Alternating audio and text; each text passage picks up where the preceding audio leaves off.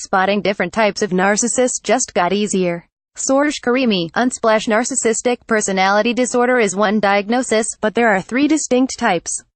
They vary depending on how individuals act and treat other people. Some experts think identifying the type can make relationships with them possible, but others say it's best to stay well clear.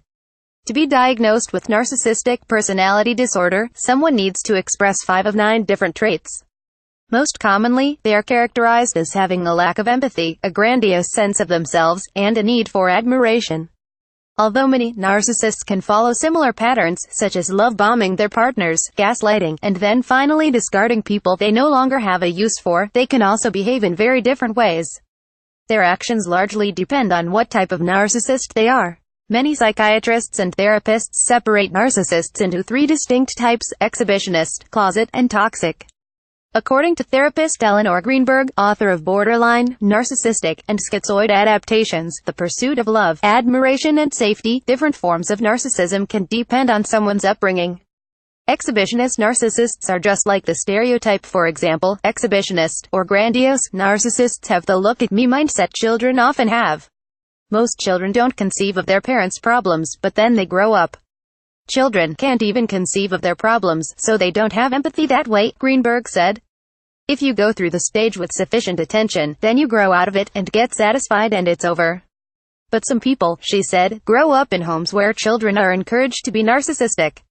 For example, being told your family name makes you special, and you deserve success because it's in your blood. Shannon Thomas, a licensed clinical social worker and author of Healing from Hidden Abuse, told Business Insider that the exhibitionist is the stereotypical idea of a narcissist. They think they're amazing, they think themselves to be smarter, better looking, more powerful than other people, and they pretty much believe it, she said. Even with their friends and peers, they believe themselves to be one step up. Exhibitionist narcissists don't tend to be insecure at all, Thomas said. When they aren't spending time bragging about themselves, exhibitionist narcissists are putting down everyone else.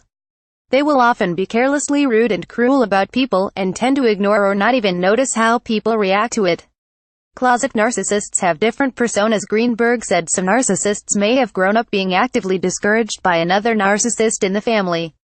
They cannot compete with them, and will only give approval when they are being worshipped. This can cause the closet, or covert, narcissist, people who want to be special, but are conflicted about it. Like exhibitionists, closet narcissists are also incredibly entitled, but they are also much more insecure. A closet narcissist doesn't say I am special, they point to something else, a person, a religion, a book, a dress designer, and they are special, so they feel special by association, Greenberg said. When someone feels special because they have a designer thing on and other people can tell, that's special by association. For closet narcissists, they usually have self-doubt, and they are looking for the person they can idealize. They also tend to behave in a much more passive-aggressive way. For instance, if they are with a romantic partner, they will set them up for frustrations all the time. They will say they will do something, only to not do it. They also get a kick out of how that makes other people react. They do what they want to do when they want to do it, Thomas said. And then they make themselves look like the victim. Constantly saying one thing and doing another can make their partners feel like they are going crazy. This is called gaslighting, where the victim starts to question reality.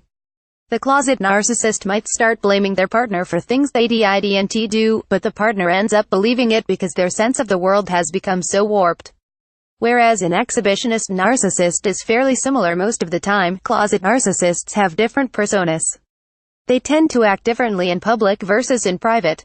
This can be even more confusing for their victims, because they will see someone charismatic and kind in public, then someone abusive and cruel when they are alone. Toxic narcissists crave chaos and destruction. Toxic, or malignant, narcissists take it a step further. Not only do they want the attention, they also want everyone else to feel inferior.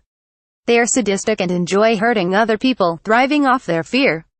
The toxic narcissist is like the evil queen in Snow White, Greenberg said. When the mirror says Snow White is prettier than her, she decides to kill Snow White and keep her heart in a box. Thomas calls it an extra layer of sadistic behavior, because toxic narcissists find it entertaining to set people up and watch them fall. It's bordering on that antisocial personality disorder coming out of narcissistic personality, she said. Folks who are perfectly fine destroying careers of other people, basically fine with just imploding people emotionally, physically, and spiritually. Thomas added that there tends to be a lot of chaos around a toxic narcissist. This is because they enjoy it, and they thrive off the feeling they have created havoc for someone else. Harmony is not their goal, she said. We're worn out by it, but they actually gain energy through it. That's why we see them spinning different issues and different dramas with people. They always say I hate drama, but they're in the center of it every time.